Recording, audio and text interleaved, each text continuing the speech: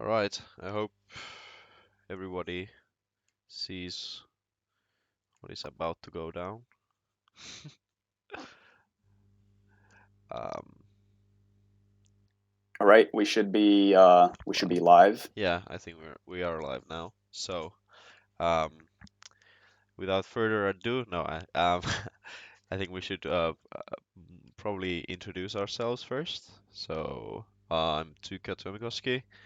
I don't know why I pronounce that in a very British way, but I study at the University of Warwick, obviously having the uh, university college shirt on. Um, I can actually hear you from the, or is it? Yeah. I just Yeah, have yeah, the yeah. thing Okay, on my sorry. phone, but I turned the sound off. Okay, good, good, All good. right. So anyway, yeah, I'm Tuukka Tuomikoski. I study at the University of Warwick, and I do maths, statistics, and economics basically here. And I guess Juha can introduce himself as well. Yeah. Hi, I'm Juha Holintalo, and I'm a third year history student at Cambridge. And just a fun fact: we're both from Oulu. A fun fact for our Finnish listeners, and uh, and yeah, Yeah, we're here to walk you through this webinar. yeah. So the obviously the personal statement is one of the most important things when you apply to a UK university. So,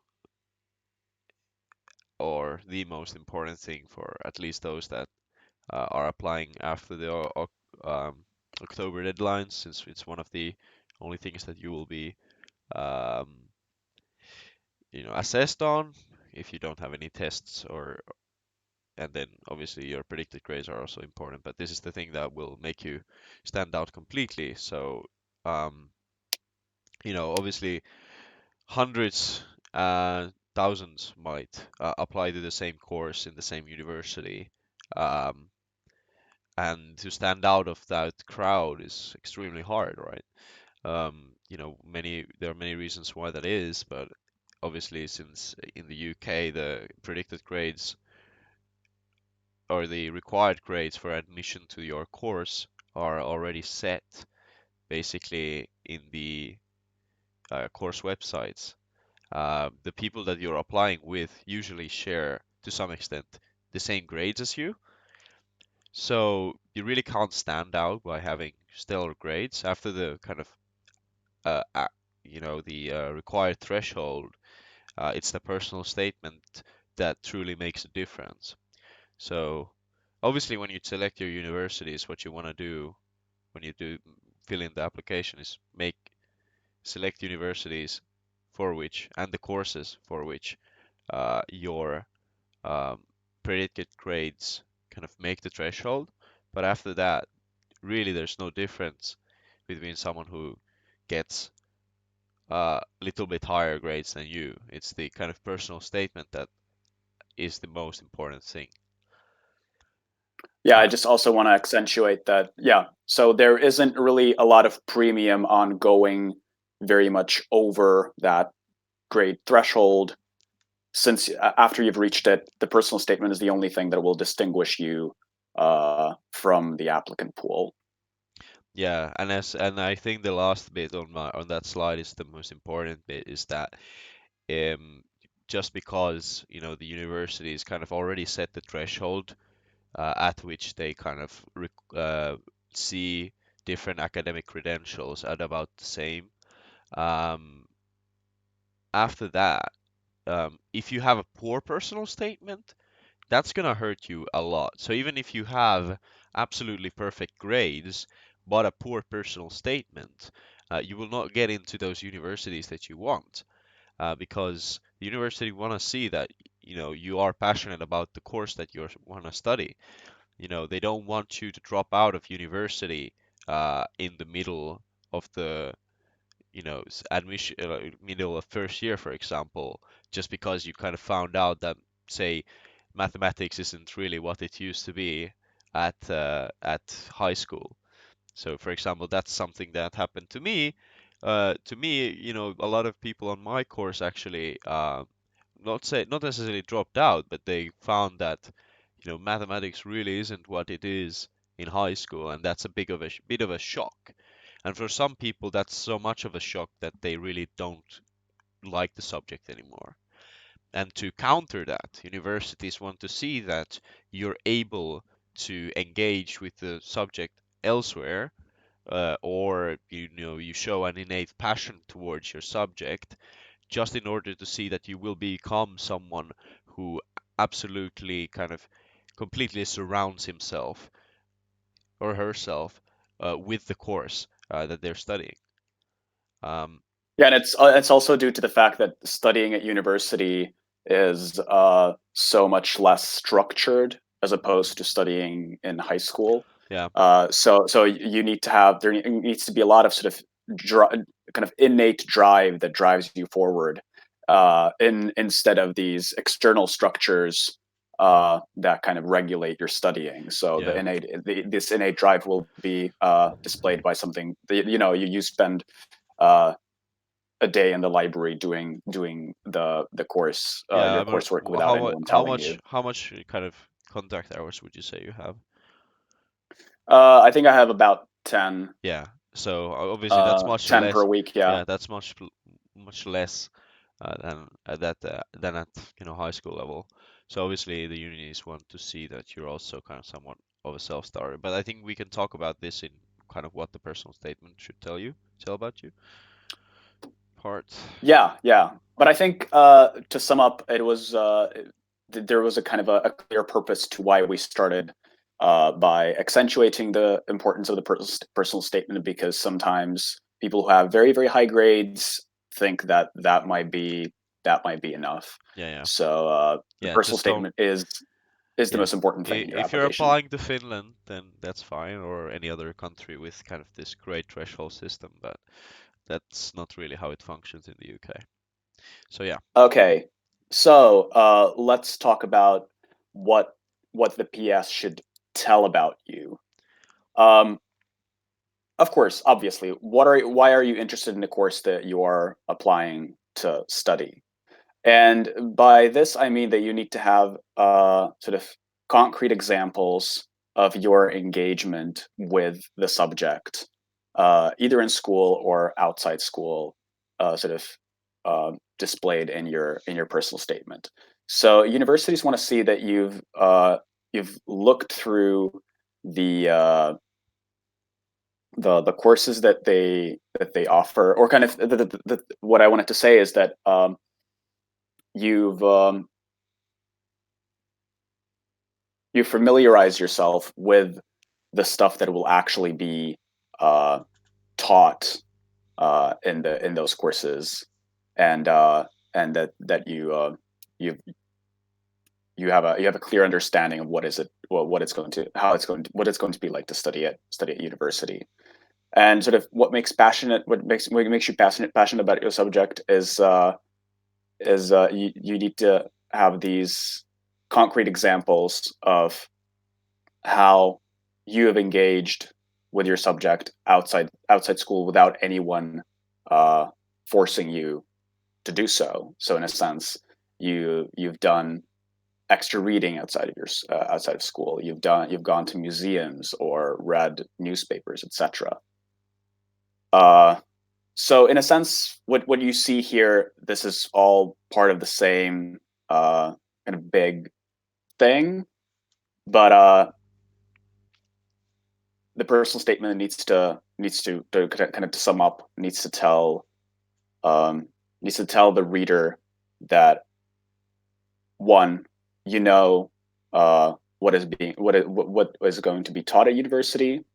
Two, uh, you there are clear case studies of you being passionate about your course, and you display that. And three, um, that this passion comes from yourself, that you show initiative. And this is very difficult because in a sense, I don't want to, of course, over accentuate the difficulty, but you have very little space, so you need to think very carefully what you're going to include in the personal statement. Yeah, and I think I would say that, there's a couple ways that you can kind of find out all of these things, right? So, what specifics of the course you're interested in. So, for example, with mathematics, you could talk about, um, how there's not that much proving in high school, and then that's something that you're looking forward to at university level.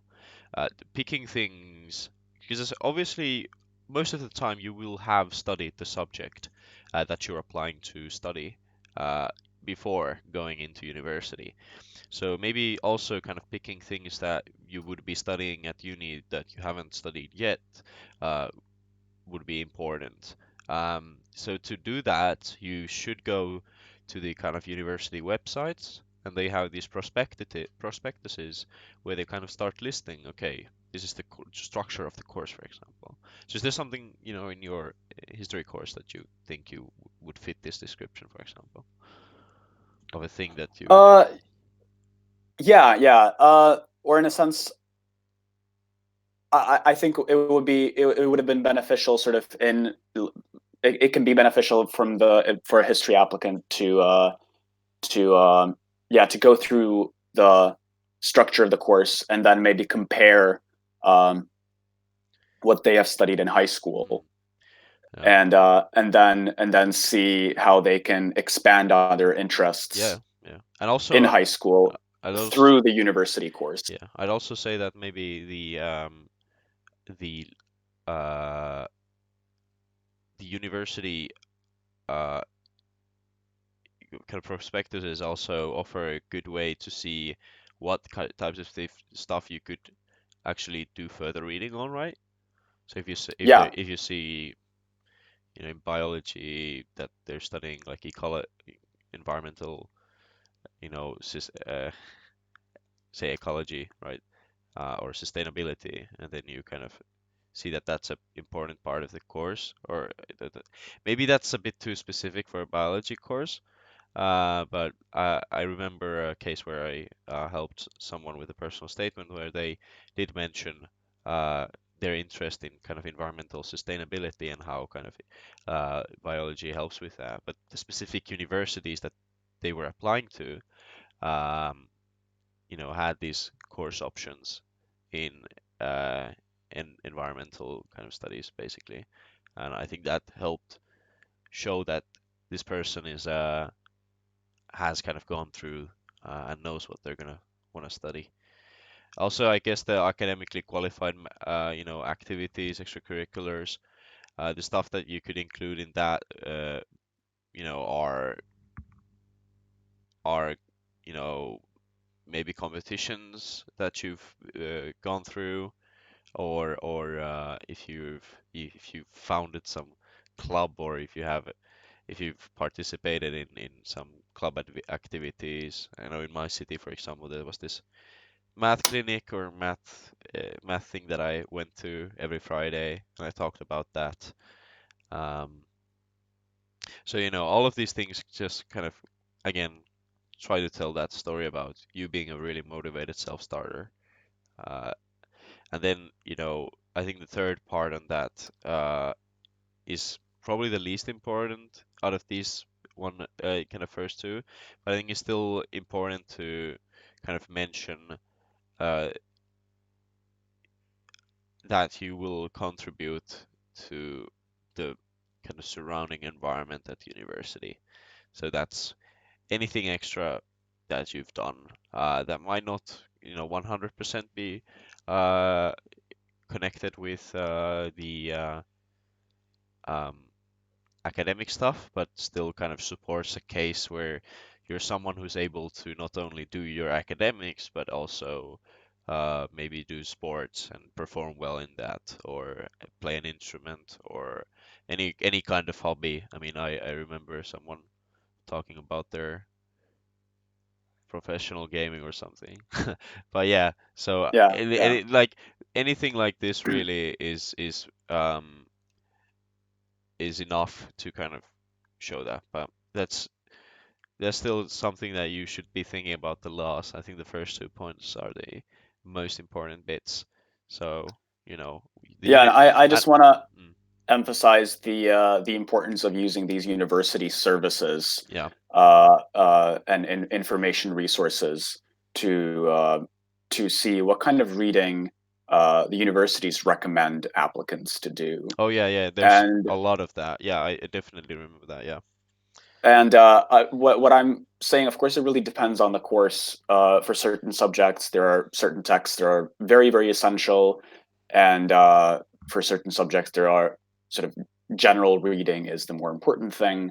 But look through the prospectuses of the universities you'd be applying to. Look through the subject sections, and kind of start your journey through the sort of by approaching the recommended readings there, and Yeah. not necessarily kind of in a mechanic way, but do use that as a starting point. Yeah. I think we actually kind of covered this that stuff in the next two slides, because Uh yeah, yeah. So yeah. so I mean, obviously, but we can still go over this because we have a example of this um in a personal statement form. But yeah, so we'll take full advantage that we went over as well. And I think that will be someone they would like to teach. You know, whenever you're kind of thinking about writing your personal statement, think about it as somewhat of a reflection. No, no. Think about it. Yes, it is a reflection of you, but for whom, right? It is for the admissions tutor. Uh, in some most cases, this admissions tutor is someone who actually does also some type of teaching at the university. So the admissions tutor will be thinking about questions like, okay, would I, have a one-to-one conversation with this person? So do you have a in-depth knowledge, enough, kind of enough knowledge to kind of do this? You know, will this person truly engage with our lectures, for example? So do you seem like someone who uh, is diligent, for example? Yeah. And of course, so you don't need to kind of write that. Yes, of course, I will be a very Yeah, no, no, enthusiastic no. student to teach to. But kind of imagine, think about, kind of place yourself in the shoes of the admissions tutor, and think about whether this gives an impression that you would be a person who would engage in class, who would like discussing the subject, and who would show innate enthusiasm, because that is something. Those are the qualities that admissions tutors are Yeah. looking Yeah, for. I think the key question to ask after each line, and I think this is something that in the last slide that I want to also emphasize on, is what I think about these, when I think about these kind of the personal statement, I think about a boxing match. So, since you have only 4,000 characters and 47 lines, literally kind of every letter and word counts. And similarly to a boxing match where you might have like these jabs or KO, knockout punches, you'll have to have a few of these kind of, like, every single sentence optimally would to some extent kind of be a good punch, right? It would serve your purpose, and this purpose is not really to knock out the opponent, but to knock the admissions tutor off his chair or whatever, right? Be wowed, okay? Yeah, Uh, so, after every sentence that you write into your personal statement, you really need to be thinking, so what? Because I've had examples where people go and ramble about, something and then get to the meaty stuff. But really, you should think about this in the sense that you don't really have space in your personal statement to kind of give your whole life story or or give too much. Context is always important, but like, don't go too far. So you need to be asking, so what? Does this make me, does this serve any of the three initial points? And if you can word it in a way that makes it even more clear. Sorry, I don't know what happened there. That you kind of, so just to put it simply, right? after every sentence, just ask "so what." I think that's like, because if you are in the mind of the admissions tutor and you constantly keep asking "so what, so what, so what," you'll find that your personal statement becomes something that uh, is much better than your initial draft. Because oftentimes the first draft is something that you do kind of from your own perspective, not really thinking about what the admission tutor wants themselves. Yeah, yeah, and in a sense, like I might understand that some of these questions feel a bit abstract, kind of like why am I interested in the course or what would make me a good student. But they are abstract in isolation. So in a sense, when you're going to have a body of text that you would include in your personal statement, then you would apply those questions to Yeah, your yeah, draft. yeah, So in a sense, and then kind of going back and forth between the questions and the draft is, I think, the most effective technique to make your personal statement as punchy as yeah, possible. yeah. But And having many drafts is also like yeah, totally okay. yeah, Very much encouraged. yeah, yeah. And I think the thing about this, while you're interested in the course, is also that um uh it's important to, I don't know why I blanked out there. So really, wait, okay, I think I've just, wait, no, no, no, no, okay. So it's finding something that's kind of innate about the course. So I've seen many kind of initial paragraphs, because oftentimes people in the first paragraph kind of start setting out the reasons why they love the course or why they became passionate about it. But if you can kind of replace the word that says kind of I love economics or I love mathematics because of something with another subject, then that's a good kind of test of whether you're kind of specific enough. So also that is important. You need to do a lot of reading about uh, around the course to actually understand why you're interested in it, and then you're also able to write it in a better way. Because really, for example, I've seen a lot of medicine personal statements uh, where kind of where I seen a lot of kind of love for science um, and that stuff, but then kind of really not specifically mentioning how that science relates to medicine.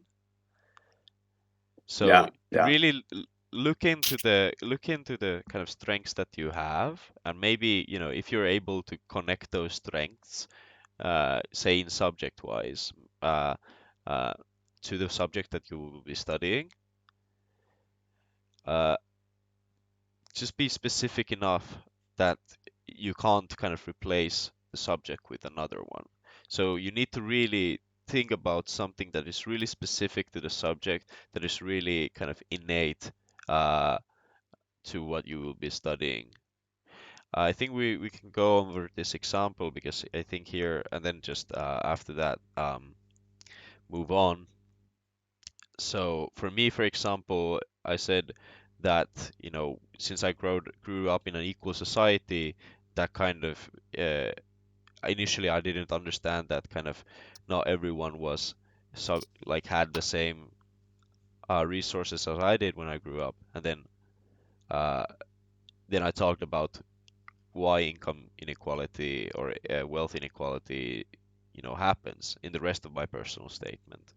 I kind of set the tone in my initial paragraph about this interest into economics because it studies inequities. Uh, I was drawn towards economics because of its ability to answer complex questions about the world we live in. I think that kind of goes against my initial point, which was be specific enough. So I would edit this part definitely. Um, I think Juha has a really good kind of initial paragraph. Can you go a little bit Well, more? well, Oh, thank you. Yeah, well, yes. So yeah, just to specify, the first paragraph is the starting paragraph of Tuukka's personal statement with which he applied to university, and yeah, then the second one is mine. And yeah, and I what I went for with this paragraph was accentuating the fact that to what extent um, the questions that historians engaged with are open ended, and it was exactly this open endedness and space for debate that fascinated me. So not it didn't really push me away in a sense that all right, there are these questions and you can't really answer them definitively, but it was exactly this kind of innate characteristic of the subject that there are always these kind of epistemological gaps that can't really be filled. That was something that that fascinated me Yeah, I about the think that's a subject. really good.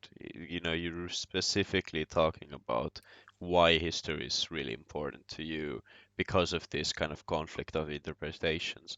That is right. I think that is not necessarily really specific to history, but because you kind of start by history is the best tool of self-reflection. Kind of, I think that kind of sells the point that there is something in the way history has this kind of conflicting. I mean, I think the interpreting part really kind of sells it from a historical perspective because say in economics there's the same kind of differences in schools of thought, and then that can be applied to history as well. Uh, but I think in this part you're really specific about why history is important because of that. Yeah, Um, so in a sense, like the thing that I just specified isn't unique to history, but it's a key yeah, it's feature key feature. of the Yeah, discipline. yeah. And then that But of also, course, I think that yeah, sorry. yeah, I think that sells you as someone who's a really kind of a mature thinker about the subject, right? It's so you're someone who really understands kind of the part. It's not that I love history because, how can we learn what will happen in the future if we don't know the past or something like this kind of cliche part, because you think about, okay, when we do look into the past, can we actually come with a kind of a clear kind of answer of actually what happened, and then that's something that tells to the kind of person who's reading your statement that, hey, this guy knows what he's talking about. I think it would, Yeah, yeah. just to sort of to include this here, if you guys have any Oh questions, yes. yeah, please type them in the chat.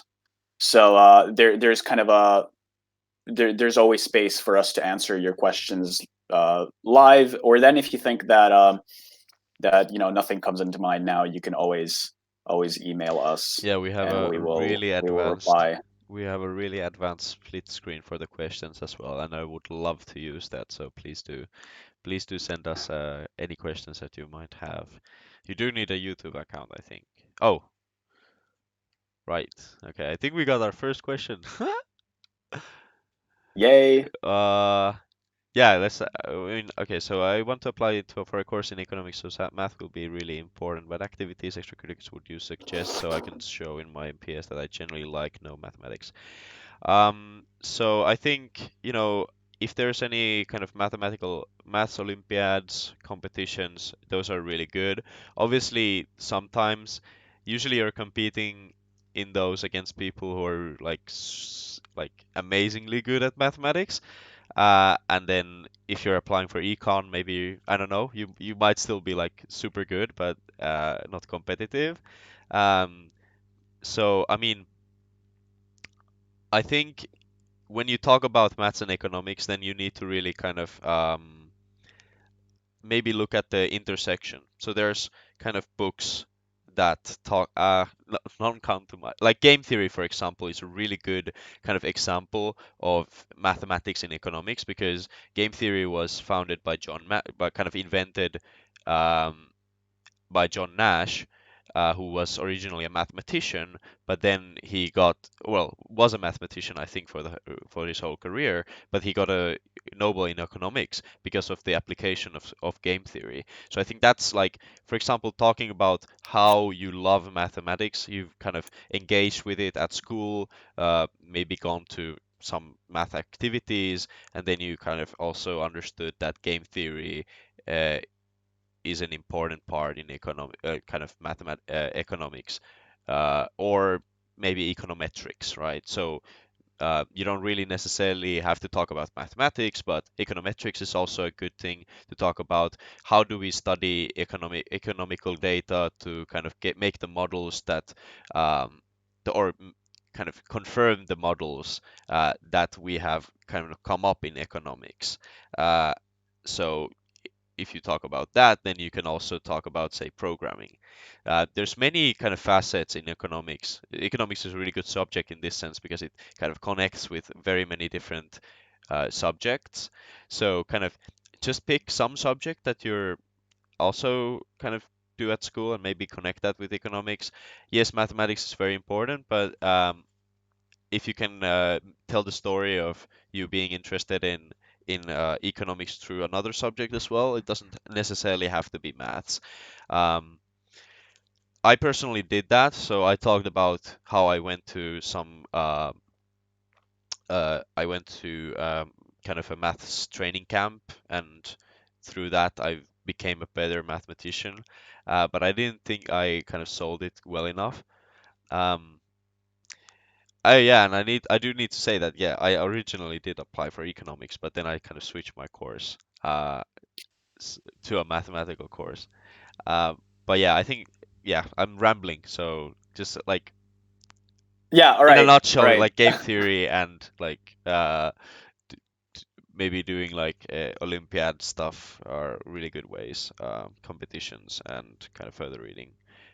But you Yeah, need to I Google just that. Yeah, sorry, I just had a quick point that, yeah, historically movement from mathematics as a discipline to economics as a discipline has been very frequent. yeah, A lot of very famous economists were originally mathematicians, yeah. John So Maynard yeah, Keynes as yeah. an example. Yeah, so you can, But that's something that you can talk about as well, like talking about how, mathematics is important, and that is shown by a lot of these prominent mathematical people kind of having a really big impact in econ. But we have other questions as well, so yeah, a technical question on the webinar. Yes, you can use this URL to rewatch the webinar again. So it's not going to go away. It's going to be published on the YouTube account.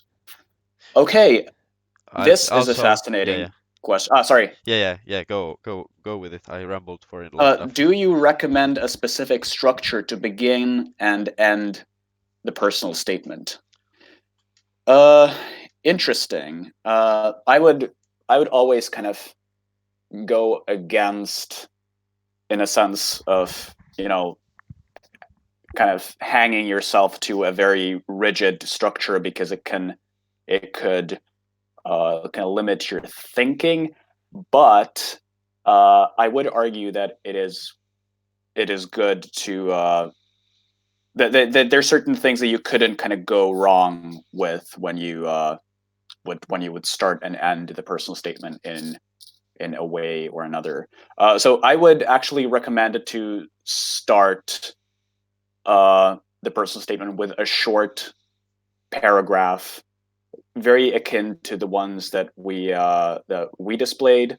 That, as Tuukka said, displays a certain kind of key aspect of the discipline that you are interested in, because that shows engagement. That shows that you know what you're applying for.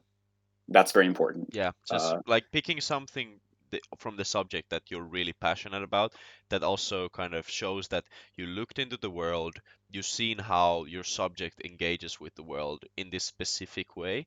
I think that shows this kind of sense of maturity in an applicant, right? The admissions tutor is like, wow, actually, I read, 100, maybe not 100, like 10 personal statements today, and this is the first time this has been mentioned. So something unique is good. And But also make sure that you don't start with a cliche. yeah, yeah. So in a sense, try to be original. And also, Uh, like, if we continue with this theme of what not to mention, I say that don't say kind of don't say what the subject is. Say what you believe it is to be. Um, because kind of you're preaching to the choir if you say uh, economics is or history is, right? You have said for me history is a tool of self-reflection and then continued on with that. So you need to also specify that this is your belief, because otherwise the admission tutor will be like, well, there's you could argue against that, and then since you say it is this, then you kind of made a statement which might not be Yeah, factual. and in a sense, instead of saying something like economics is X, tie that to Yeah. yourself. That For me, economics allows me to understand the world. Although that's like, again, this is a really, I think that's, very obvious. So making that a bit more specific. Also about the end, I think there's this kind of circle structure. I don't know, we call it kehä structure in Finnish or whatever. I don't know if you can translate that better. It's kind of having a theme in the beginning and kind of wrapping it up at the end. So maybe you're touching upon the theme, like you're talk. So for me, the income inequality was that thing. So I talked about it in the beginning. I talked a little bit. The books that I chose also talked a little bit about that. Um, and then at the end, I also kind of wrapped up. So maybe I talked about kind of how economics will allow me to become someone who kind of can help the world become better in this sense, that to kind of alleviate income inequality. Um, so I also kind of you kind of start with the same theme and you end with it. Um, that often works in writing in general, kind of somehow kind of ending up in a loop. But yeah, I don't know. That's Yeah, it's just in a one sense it's a suggestion. rhetorical technique Yeah, because it makes yeah, it's a rhetorical technique because it makes the kind of leaves the impression that uh, the entire piece is kind of organically tied yeah, together. yeah, yeah, But of course, I don't want to give any magic bullets here because as long as your personal statement kind of makes sense, it's good. But these are kind yeah. of I mean, big like you recommendations that don't we would have to. have. I mean, you don't have to have a killer like ending. I've seen good personal statements that kind of end somewhat abruptly, but since they've kind of sold themselves really well in the kind of, they've sacrificed the ending to sell themselves even better in the middle. So, do think about the also the 4,000 characters, 47 lines. Um, but I still kind of, obviously the first beginning and the ending are the most important bits. So putting as much effort into those, but just write your personal statement and then start kind of thinking about these kind of tips and tricks to kind of change the way uh, uh, you kind of sell yourself. So you want to have the content, the meaty kind of stuff, uh, kind of done at first if you haven't started it yet, and then the end and the beginning maybe are things that you can also write last when you kind of know how much space you need for the meaty stuff. That might work, but also kind of starting with the beginning uh, and then the ending, kind of writing the ending as well can also be helpful because those are often the hardest parts. But you need to kind of think about what kind of a writer you are. If you're someone who really procrastinates a lot, just write the statement and then start fixing on it.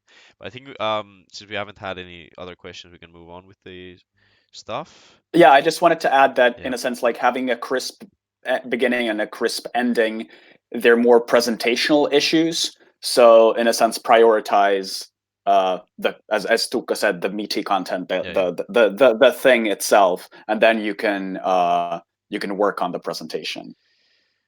Uh, yeah, okay. So I just went through what we have to go. I think we've talked about the academically qualified stuff a lot again.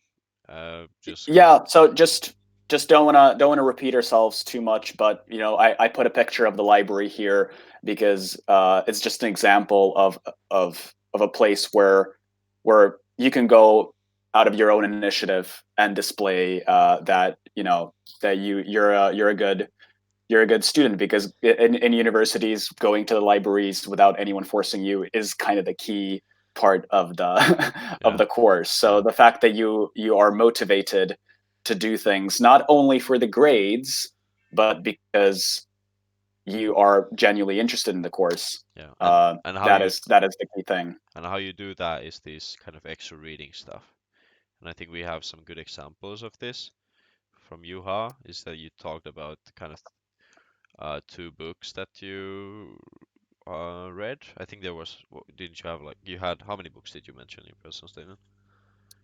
I think these are the two books that Okay, I mentioned. okay. I think I had a third one, but I didn't Yeah, bring this yeah, yeah, as an example. yeah, So yeah, I'm not really gonna talk that much about the books, but this is very important, especially for humanities and social sciences, more essay based subjects yeah, that you display that you've engaged with the subject on your own time. yeah, Uh, and more importantly, we will talk about this towards the end, but don't really write the you kind of need to find a good balance of talking about literature. So instead of name dropping stuff, you don't want to name drop stuff and then just continue yeah, listing yeah. things that you've read, and you also don't want to write an essay About the book. on the book. Yeah, Yeah. because that's just going to take a lot of Yeah, I space. mean, like what I'd recommend is kind of, if you see that you're just saying I read The Economist, I read the Wall Street Journal, and that like those kind of sentences where you just kind of list off things just to kind of, I guess, check boxes. Those actually kind of convey naivety in some sense. That kind of the average student really doesn't like, they won't be liking that, because then kind of seems that you can't talk about that in depth. Uh, so I Yeah, so mean, the best way to talk about literature is to kind of in a short, concise way, in a single sentence, try to say that what aspects of the discipline this certain book opened up yeah, and to you. I think if you talk about the first thing, first paragraph, and then we can move on, is that you kind of talk about how the sleepwalkers brought up fresh ideas and structural factors in European power politics, right?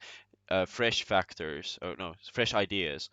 I think that's an important bit because that's to some extent kind of what you hinted at in the beginning of your statement, is that unique conflicting interpretations. If if if Clark brought up fresh ideas, I think that's again kind of confirming that through your reading you actually understood that history has kind of a lot of different interpretations. If that's a if that's a good Yeah, analysis of what. that was roughly what I was going for. Yeah, But of course, sorry for kind of being very history specific, but we're using the subjects that we are studying. But yeah, I think this roughly conveys what is kind of the desirable use of literature. Of course, I very much could rewrite this many times yeah. And over. I think your kind of paragraph is a little bit short, actually.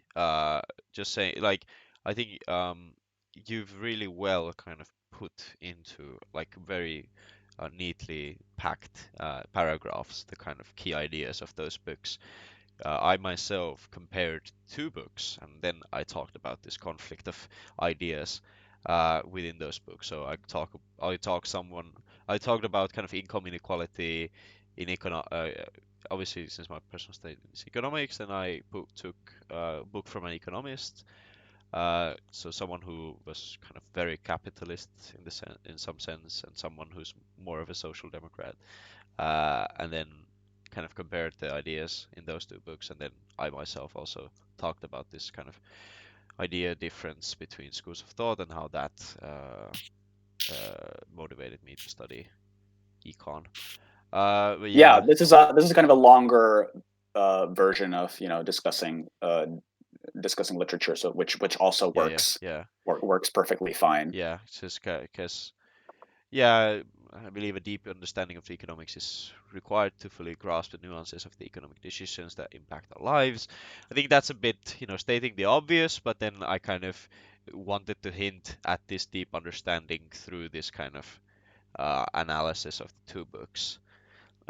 So to me, one of the most beautiful things about economics is one can arrive at very different conclusions from the same perceptions, which the disagreement between the two books exemplifies. In my further studies, I look forward to learning more about the different economic schools of thought and applying them to concepts such as wealth distribution. Uh, We have a question which is for biochemistry and biotechnology.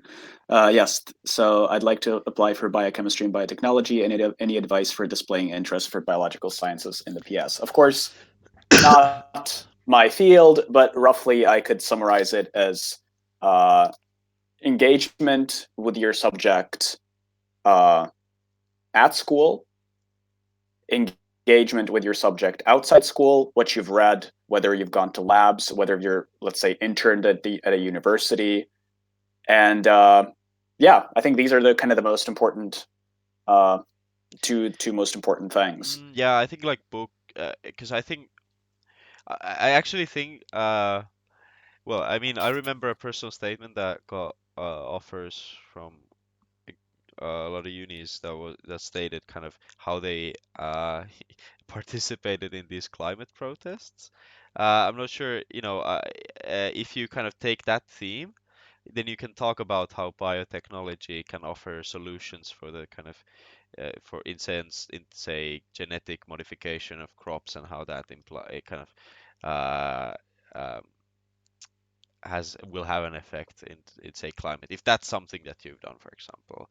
um, Obviously, just finding some books, so that kind of talk about um, kind of uh, how biology relates, or well, I guess biochemistry in this sense. I It's really hard to give any specific recommendations here because I obviously haven't myself read any bio, but I did have a personal statement for someone who did apply the same similar courses, and in that they kind of they had done some projects related to the climate that they used to argue this. But then kind of just finding some books is also, I mean, good work. Because I think if you haven't done any kind of these kind of super curricular activities, so something that's not necessarily reading a book, but still academic, then you really need to supplement that by doing reading on the subject. So I would say, what interests you in the subject? If it's genetic modification, if it's, you know, expanding human lifespan or nano robots in our blood or whatever. Uh, if there's any book that kind of touches on those topics, that's also somewhat academic. Uh, Talking about that in the personal statement is a perfect way to do that, to convey interest. And Yeah, and then we, just to sort of to emphasize the fact that never as I said already earlier, never list books or never include books just to show that you have read books, but use the literature to as avenues for the readers to see how what you're interested in. So for example, as if you've read something on genetics, tie that to your interest for genetics yeah, and I and think that to your interest for the course. so there's another point on the documentary part. I think that's also quite good.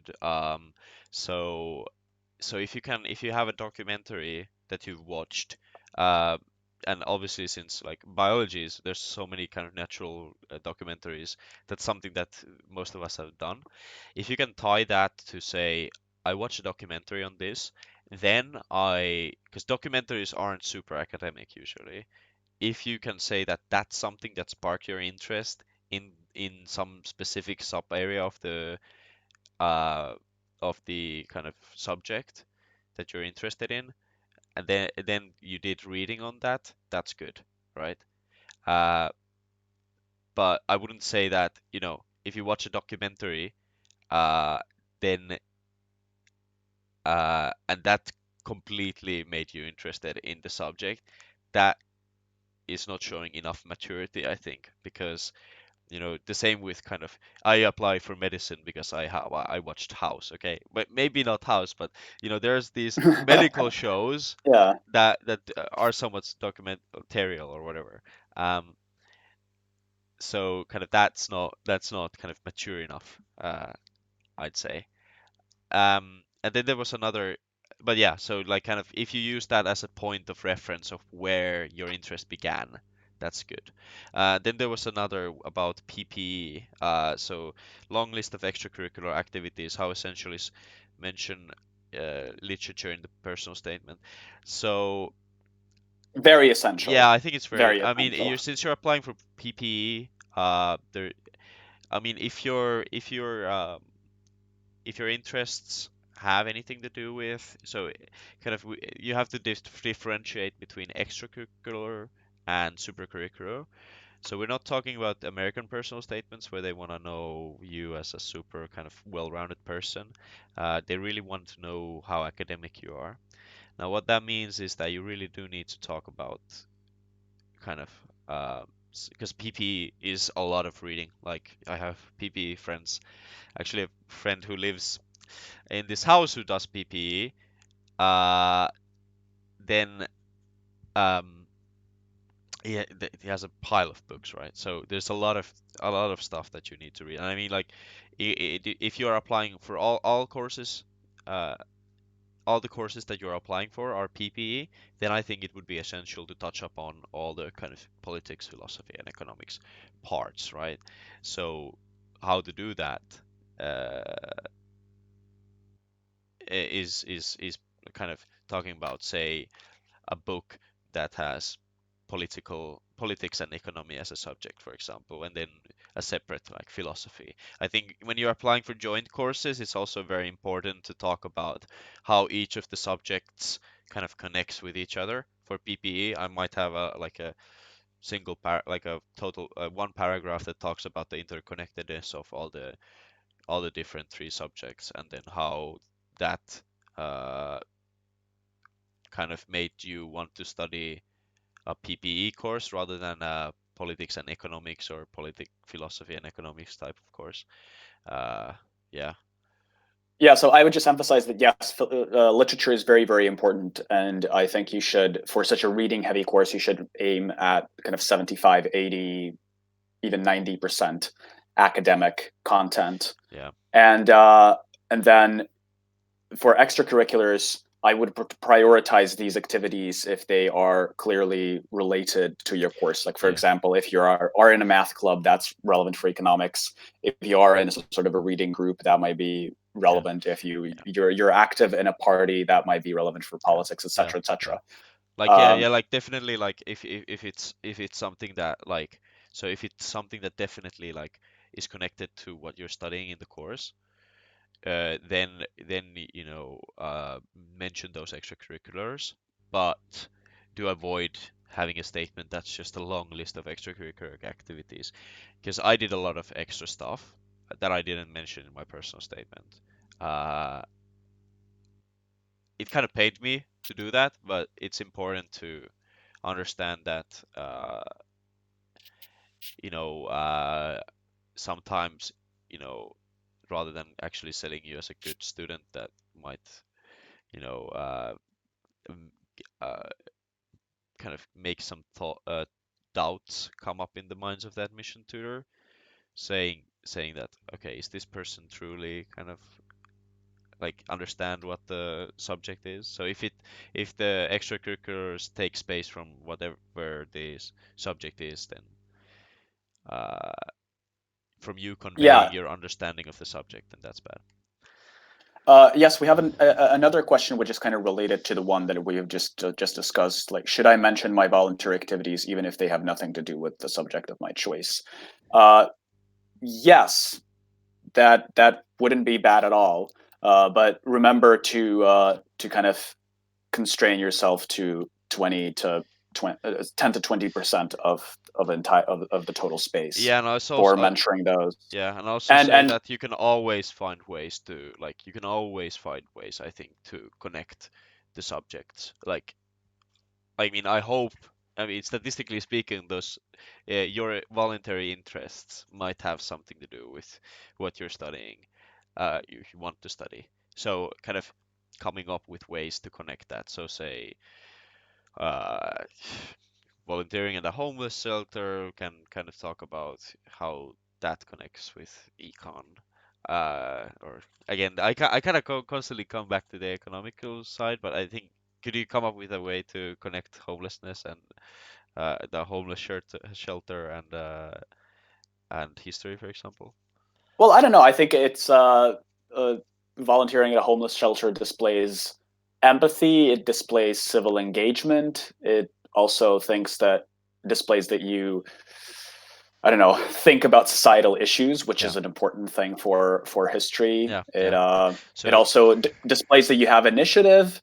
It also displays that you have time management because you kind of need to fit in that those volunteering activities into a wider schedule. So yes, definitely mention volunteering like that, but kind of try to.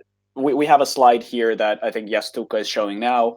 Uh, think about how that might tie to your course, in a sense, like give you transferable skills that display your initiative and time management, et cetera, et cetera, yeah, et so cetera. like I mean, if you don't come up with a way to connect that to your subject, then you can talk about how your volunteering activities connect with what you would be doing at university. So at university, you oftentimes will be engaged with student societies and also studying the subject as well. So that shows time management skill, that shows organizational skills, which means that you will be able to engage with the wider life at university and also study your subject. So you will be someone who thrives. So who you're not someone that's like only in front of the books. Hopefully, I mean, if you do volunteering, then you're not. So um, yeah, so there's these transferable skills. So if you do a sport, then that's kind of you have grit, for example, or you have an ability to follow strict regiments, and you feel that that's something that you would help you at university. Um, there's an example. Studying languages is paramount as their social construct, which reflects societal change. My immersion in philosophy has helped me build analytic skills and ability to successfully synthesize my arguments in a rigorous debate. So I think this really Yeah, good. I just kind of that's from my personal Yeah. statement, and I just wanted to bring in sort of some like examples that from other subjects that help that would have made me a Oh yeah, and better you were better so applicant. your kind of civilian service, dedication, approachability, being able to place oneself in the position of another human being and express empathy are essential. Ability is essential to a historian, as history is a science which examines essentially human aspects of our world. And I think I mean, knocks out of the park. I think this is a really good example of how you can connect kind of volunteering with what you would be studying. Um, yeah, Yeah, but with the kind of the example of the homeless shelter plus history thing is just I just wanted to just say that it's not really that difficult to kind of to find these connections, not in terms of necessarily substance, but in terms of those um, as we said, those activities developing you as a yeah. person. I think here I talked. If you go to the part three example, we have a lot. So, like, kind of, this is an answer to the initial question about economics and math. Is that kind of my passion for mathematics strengthens my love for economics. The mathematical rigor to formulate economic thought is very appealing. By attending national mathematics training camps and exploring beyond the syllabus, I've developed the necessary quantitative and problem-solving skills to thrive in the study of economics.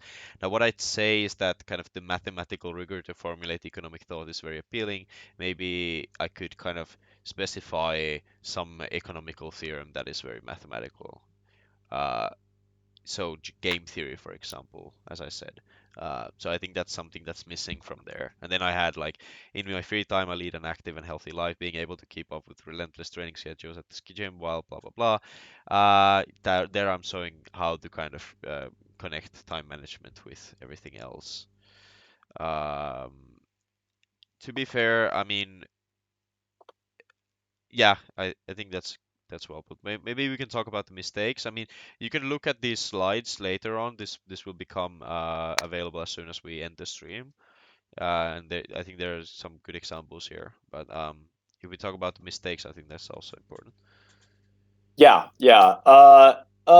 In a sense, I included this here because it is always due to the fact that the writing of the personal statement is such a kind of a wide-ranging affair that you can have kind of you can have a successful personal statement in so many different ways that it's kind of difficult to say that, all right, here is the blueprint of a good personal statement. But in a sense, it makes it easier to approach the problem by saying that what are the common mistakes of personal statements that I've come across? You know, what doesn't make a good personal statement? So number one, remember the space constraints. Don't ramble about your subject. What I mean by rambling is just writing about history is this, economics is that, mathematics is problem solving. So in a sense, like always, rambling is, I would classify as writing that isn't tied to you specifically and isn't tied to your interest for the course. Yeah. So every single statement that you say about the subject needs to be tied to you very clearly. Two, this is kind of a more of a thing for maybe humanities and social sciences applicants, could be for sciences as well. In a sense, Tuukka displayed a good example of kind of discussing an economic, well, let's not say controversy, but a debate.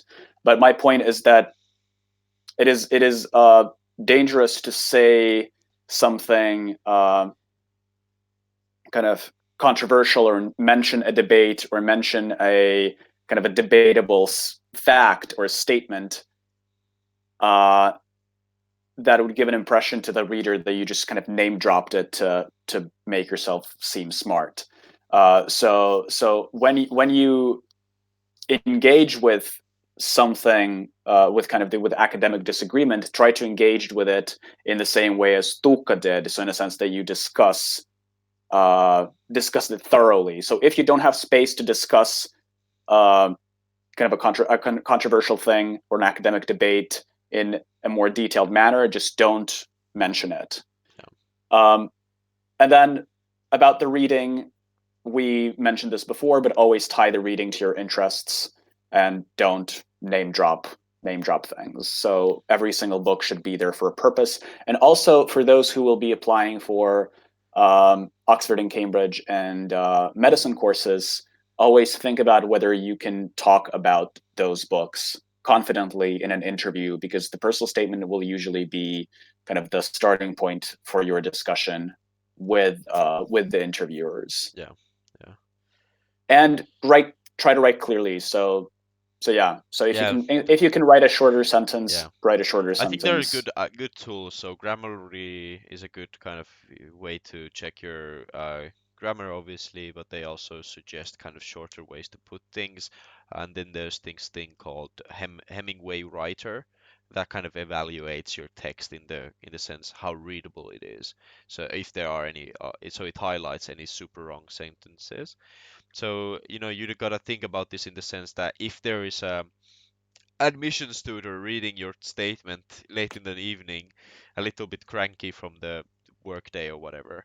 Um, uh, the easier you make it to read, the more chances you have that they're gonna be reading that statement in the way that you kind of meant it to be. So you don't want to annoy the reader by having immensely long and sentences that kind of have swallowed the thesaurus. So just like don't overly complicate and put like really fancy words there just to seem smart. Be smart, don't seem smart. I guess that's Exactly, yeah, exactly. We yeah, have a couple of questions yeah, which I guess we can address yeah. here before we wrap this up. Yeah, would you say mentioning past experience in the field, in my case pharmaceutics, means your work experiences such as internships are weighed more heavily when universities look at your PS? Well, this is I guess that is very much dependent on your unique circumstances. But I do think that the academic engagement with your subject through reading is, and perhaps for pharmaceutical industry through lab work, cannot cannot be totally replaced by work experience. Um, So I guess you would need to find some sort of a balance there. Um,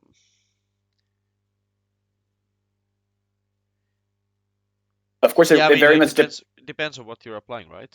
To yeah, and also depends on specific going specifically to this question depends on what you did in your internships. So yeah, so whether it yeah, was pharmaceutical marketing or pharmaceutical research, yeah. that also I mean, but you can always, I mean, this is the thing, you know, like if you have a pharmaceutical internship, then you don't have to be overly sincere about, okay, I did absolutely nothing there, or I mean, it was all marketing, right? It's about, say that, I gained a good understanding of what the industry is and how it can help people or something like this. Um, but I mean, I'm not sure about the weighting. It's obviously, again, very important to have an academic understanding of the subject, and that's not necessarily what you gain from an internship, but it's something that still can be very, very good.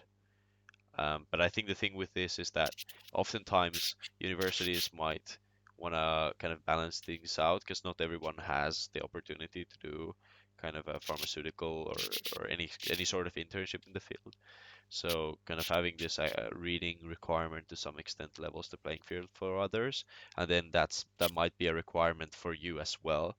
Uh, so you can't just talk about opportunities that you've gotten. Um, but yeah, I mean, still do mention it if it's relevant to your course. Um, and then uh, yeah, I'm not sure about the weighting, but you can still talk about it to some length. But since it's not necessarily super academic, um, you need to make sure that the academic content of your personal statement doesn't suffer, so that you're not talking too much about that, and then kind of yeah. lacking space. I think there's another question. Yeah, let's go with that. All right, I'm applying to anthropology and PPE both at different universities. Does my PS need to mention the subjects that I would like to study at all, or is it possible to apply to both as they are similar? Wait.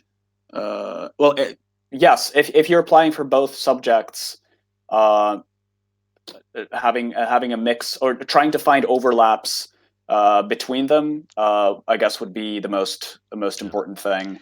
Yes. I'm pretty sure the admissions tutor would notice that you are applying for anthropology at a different place or PP at a different place. But I think it's understandable that people are applying for Yeah. different Yeah. subjects. So look for overlaps between anthropology and PPE. Yeah, so I mean, I would say that maybe touching upon anthropology in the personal statement, uh,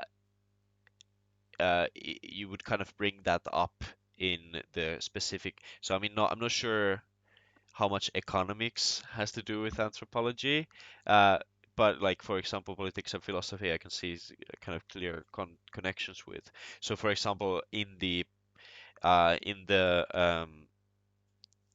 parts of the statement where you touch upon politics or philosophy, then talking about uh, those from, say, an anthropological perspective might tick the boxes for both the admission tutor for PPE and anthropology. But I think in general, what you need to avoid is writing first a statement for PPE and then at the end kind of including something about anthropology, because that's more, or the other way around.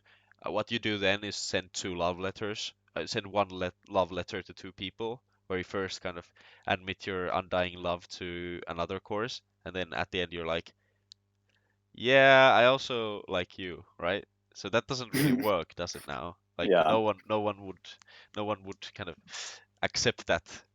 Uh, so so do consider, because I think it is very hard to write such a statement. So what I mean by this is, if you can't do the kind of anthropology PPE application really well, like if you have difficulties with applying or writing a personal statement that talks about both, then you need to kind of uh, think about which subject you really want to apply for. Because if you do it badly, then it will hurt your chances for both universities, and then that's obviously not something that you want to do. So this is a kind of a maneuver that's really hard to execute, I'd say. so if we kind of wrap the presentation up, uh, I guess yeah, the important stuff to keep in mind is our last bit. Yeah, I think we're kind yeah, of repeating yeah, the last slide, but I yeah, just want to emphasize that think things through. For people who are not applying to Oxbridge, this is also very important. You just need to kind of be aware what your personal statement yeah, is saying doesn't make sense.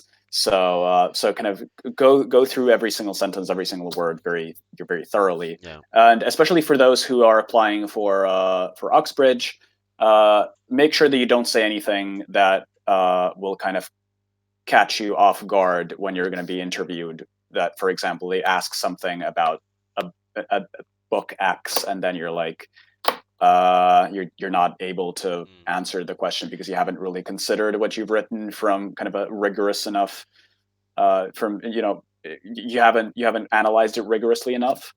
yeah. Uh, No. I was, yeah. I mean, apart from that, I think that's all of this is pretty kind of what we've covered already. Yeah, So yeah. if I there's think any more yeah, the last 2 points are yeah, kind of important, especially for Finns, yeah, as yeah, Finnish people are very modest.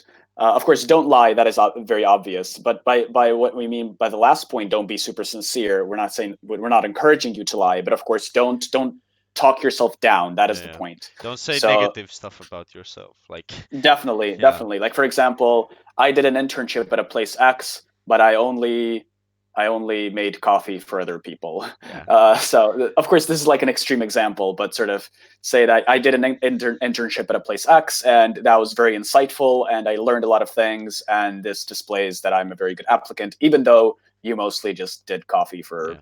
your superiors. I mean, So the thing is that the other people applying as well will be kind of will have experiences that they are kind of boosting up maybe a little bit too much. But the sad state of these things is that it's also this is something that happens um,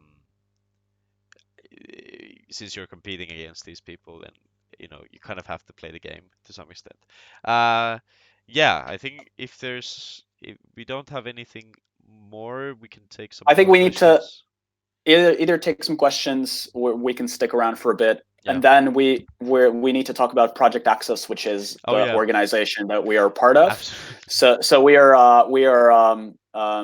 on the outreach team for Finland.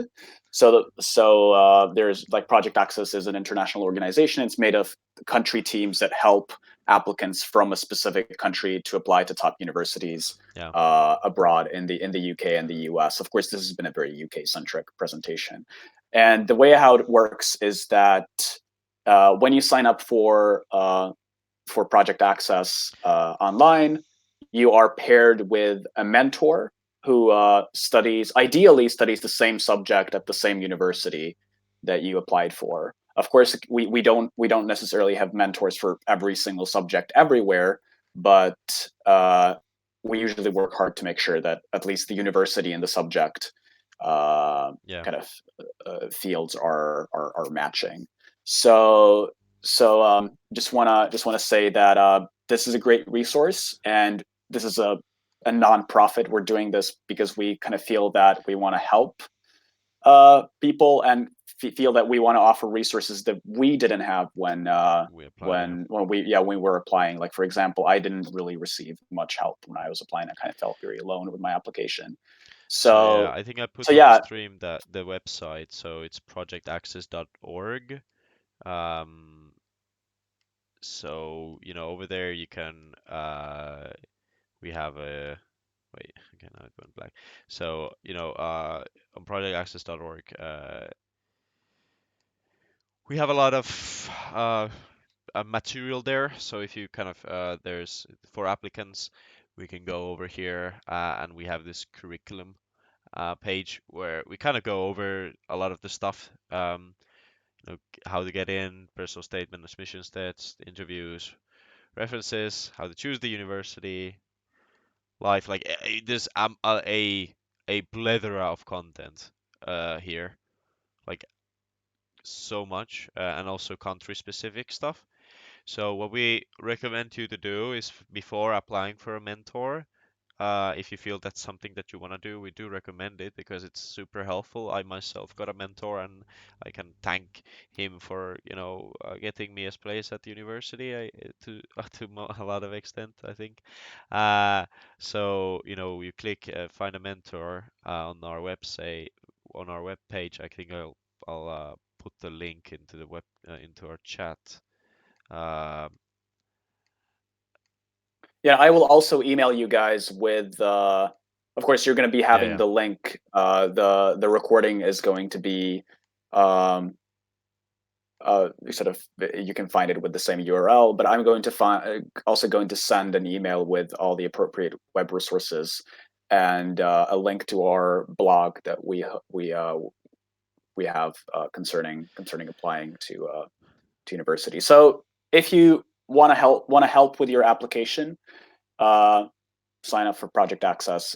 The help usually consists of the mentor who has been through the same process that you're going to be going through, reading your personal statement, uh, potentially several times. You can arrange several sessions, yeah, and these are sort of very passionate volunteers that we have kind of in the same position as me and Tuukka. And then two, if you're applying for a place where you're interviewed, the mentors will offer you a mock interview, which is actually a great resource. Is yeah, something that, for example, many counselors in schools are not able to do.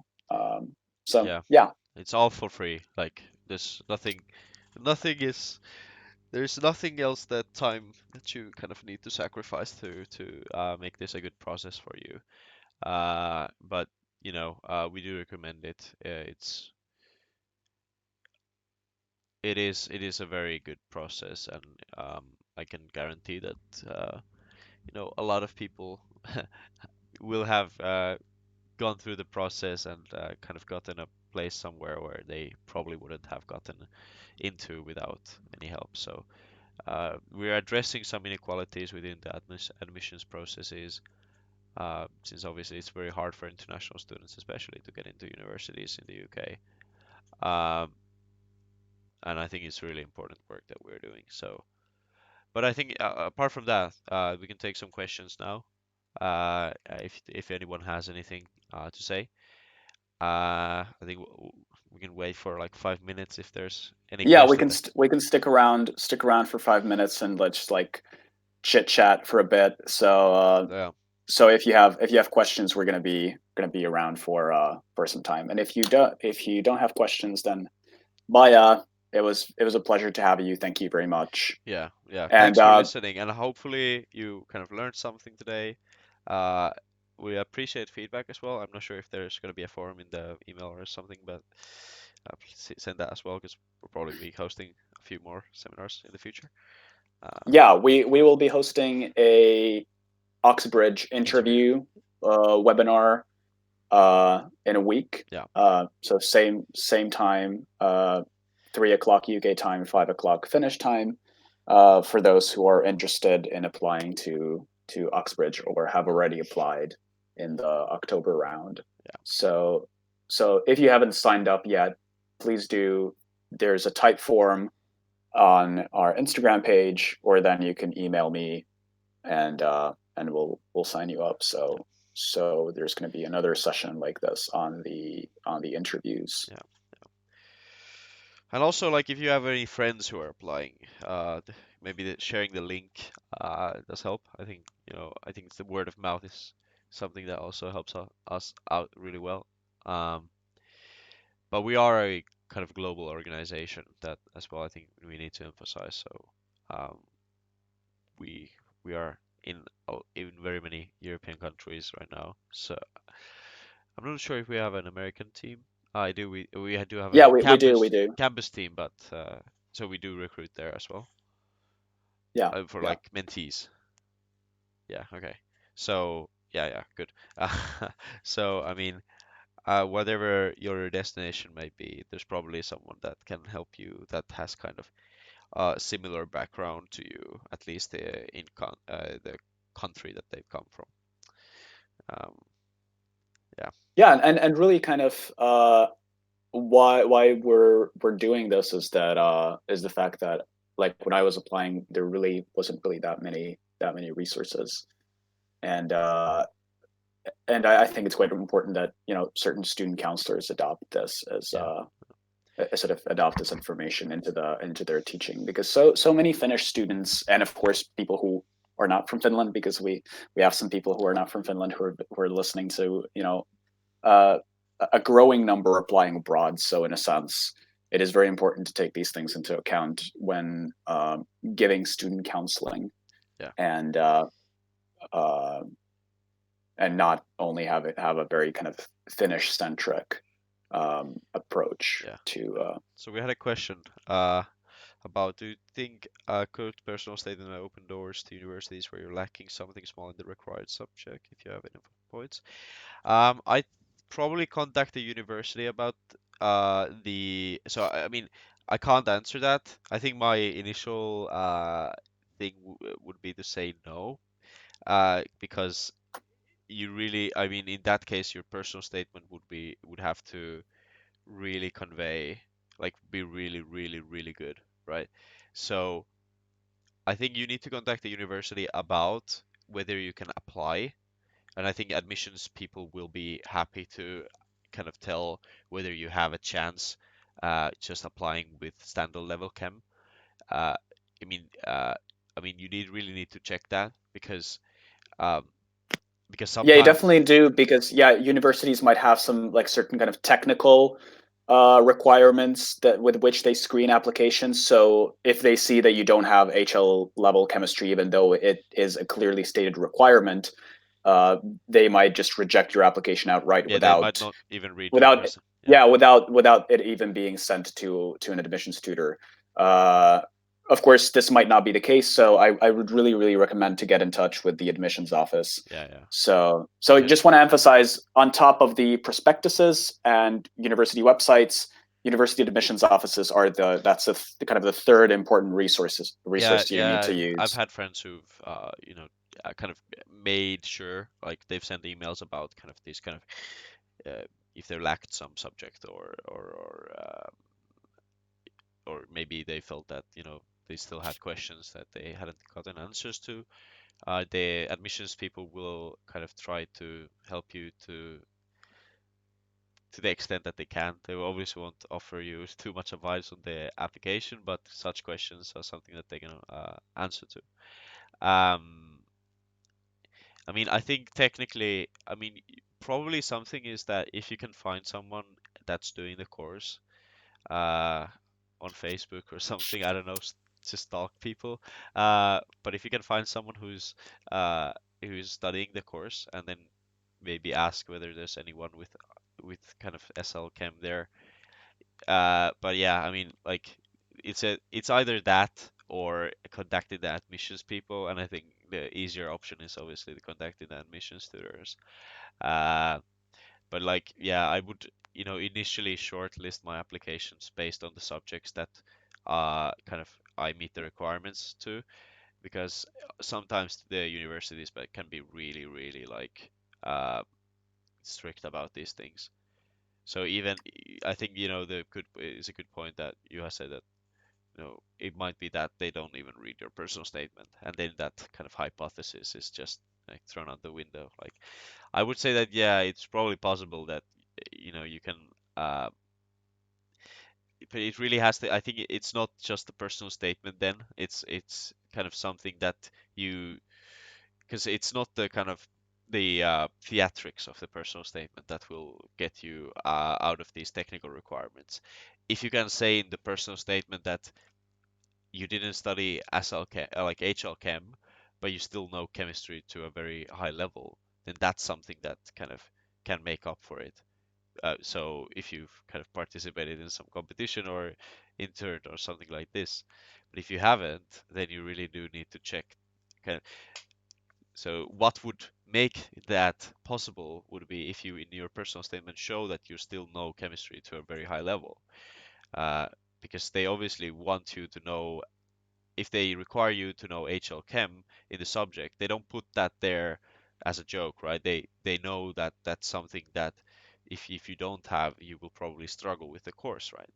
So what the admission tutor wants to know is if you can kind of cope with the course.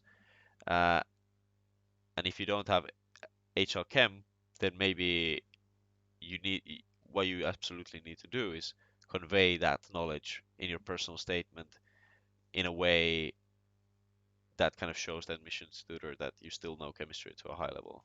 I think that's all I can really say about that. Keep the questions Yeah. coming if there's Okay. anything else. Yeah. Yeah. We'll just Yeah. be So if you well, with still have a few questions, we're going to be yeah, here for a few minutes. yeah. But I mean to Yeah, but sometimes be, they have these rules, and you just need to ask whether to what extent yeah, they enforce the rules, yeah, or kind of how strict they are about yeah, them. yeah, And in a sense, the as Tuukka said, the rules are there to help you, because if you get in for a course that is just going to be way too difficult for a person who has not done subject X to a certain level, then it's just good not to discourage them from applying, because the it's just going to be quite difficult to yeah, to yeah, cope, or you might drop out, etc., etc. So say yeah, the requirements are usually there for a reason. yeah, yeah.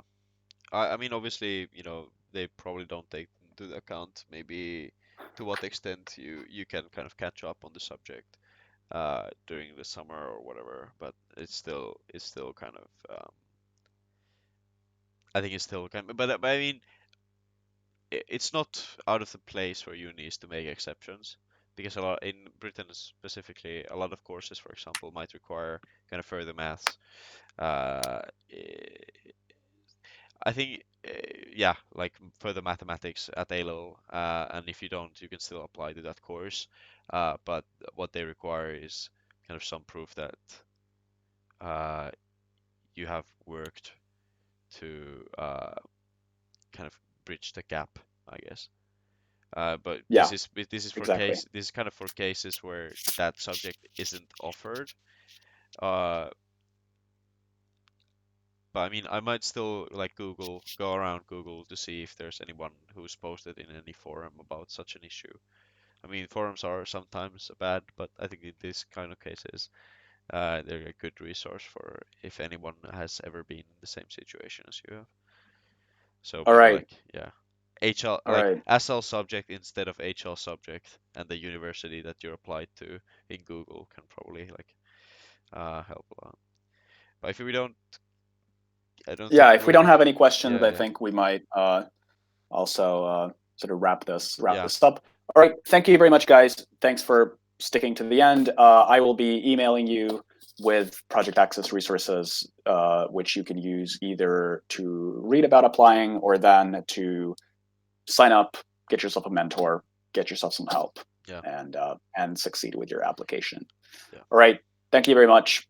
See you next week for those who will be participating in the interview webinar. yeah. All right. Thanks a lot, guys. See ya. Right. Bye up.